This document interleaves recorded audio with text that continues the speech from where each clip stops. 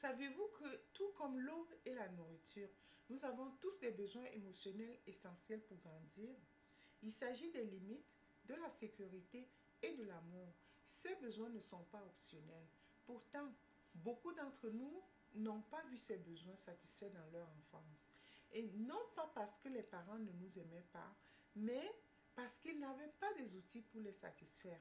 C'est pourquoi dans cette vidéo, nous allons explorer comment la négligence émotionnelle dans l'enfance peut mener à des habitudes que nous portons à l'âge adulte et surtout comment nous pouvons commencer à nous en débarrasser.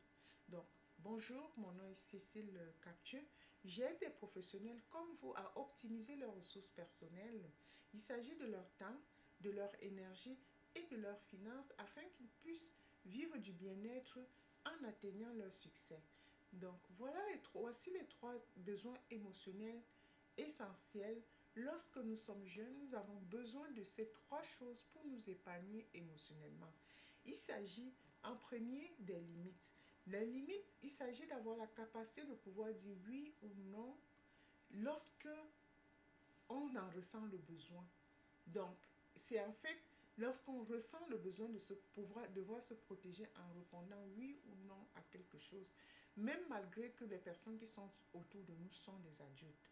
L'enfant a besoin des limites. L'enfant aussi a besoin de la sécurité. Ça veut dire qu'il a besoin de ressentir de la sérénité en lui et par rapport au monde qui l'entoure. Et le troisième besoin, c'est vraiment l'amour. Il s'agit pour lui de pouvoir se sentir accepté pour qui il est et tel qu'il est. Donc, sans ces trois choses-là, nous développons en tant qu'enfants des stratégies pour survivre. Et ces stratégies nous ont certainement aidés à l'époque, mais si on garde encore ces stratégies, elles peuvent nous freiner à l'âge adulte. Donc, la première des habitudes qu'on développe en tant qu'enfant, lorsqu'on ressent on ne peut pas avoir nos besoins émotionnels comblés, c'est vraiment d'essayer de plaire à tout le monde autour. Et il s'agit aussi de ignorer ses besoins pour se concentrer sur ceux des autres, tout en espérant qu'ils vont satisfaire les nôtres en retour. Peut-être que dans votre enfance, c'est ainsi que vous vous sentiez en sécurité, en devenant celui qui prend soin de tout le monde autour de vous. La deuxième habitude, c'est vraiment celui d'anticiper le plaisir des autres et se pousser à l'extrême pour les satisfaire, coûte que coûte, un peu comme se sacrifier, ignorer ce que l'on ressent pour faire ce que l'on pense que les autres attendent de nous. Il s'agit de rejeter même ses émotions pour devenir qui nous croyons devoir être. Donc, la troisième habitude, c'est vraiment de trop réfléchir, de s'inquiéter excessivement. Notre esprit s'emballe, cherchant désespérément à retrouver un sens de sécurité en réfléchissant intensément. Mais aucune longueur de pensée ne peut remplacer le sentiment d'ancrage et de soutien que l'on peut ressentir en faisant la paix avec tout ce qui nous entoure. Donc, nous cultivons ces stratégies généralement parce que nous croyons que réfléchir longuement, s'inquiéter à un défi potentiel perçu va alléger la profondeur de notre souffrance s'il arrivait à se produire. Et la quatrième habitude, c'est vraiment nous apprenons à contrôler les autres autour de nous ou alors à contrôler l'environnement.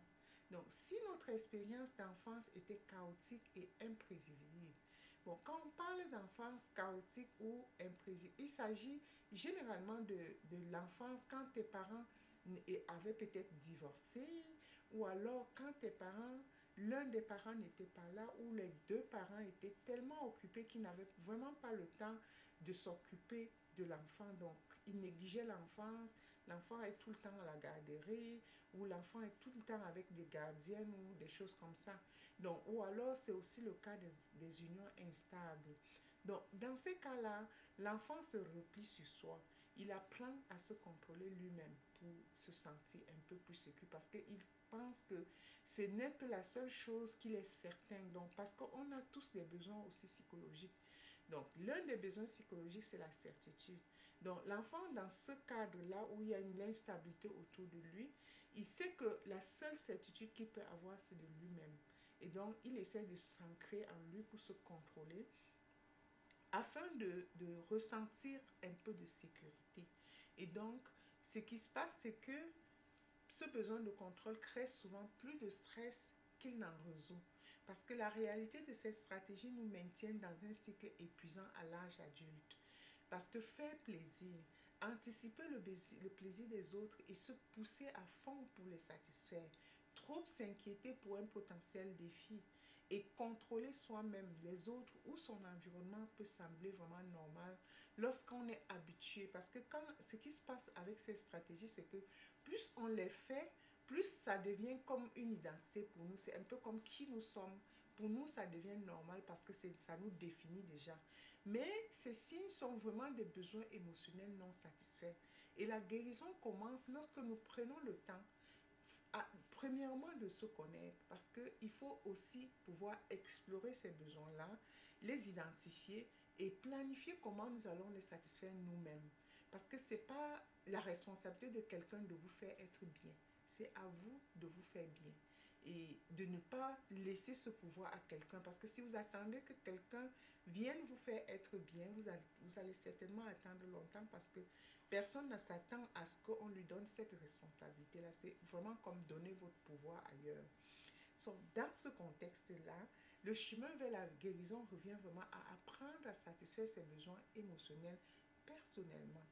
Que ce soit établir des limites saines ou alors créer un sentiment de sécurité en soi-même ou ancrer ça avec ce qu'on veut ou alors même embrasser son amour propre. Il ne s'agit pas dans ce contexte-là de réparer quoi que ce soit dans le passé, mais de se nourrir dans le présent. Parce qu'il faut quand même se rappeler, la guérison est possible et elle commence toujours par nous. Finalement, je suis curieuse, quelle habitude résonne le plus pour vous? Peut-être qu'il y a une, peut-être que je n'ai pas mentionné parce que je voulais comme limiter la durée, la longueur de la vidéo à un certain nombre, 5-6 minutes là. Donc, j'aimerais que vous partagiez dans les commentaires. J'aimerais aussi vous lire votre histoire, qu'est-ce qui s'est passé où il y a une habitude qui résonne un peu avec vous. J'aimerais le savoir. Finalement, je vous remercie déjà de regarder la vidéo et de faire partie de ma communauté. J'ai aussi une faveur à vous demander de me soutenir dans ce message-là et en souscrivant, en vous abonnant à la chaîne pour d'autres conseils pratiques comme celui-là. Merci encore d'avoir regardé la vidéo et à bientôt dans une prochaine vidéo.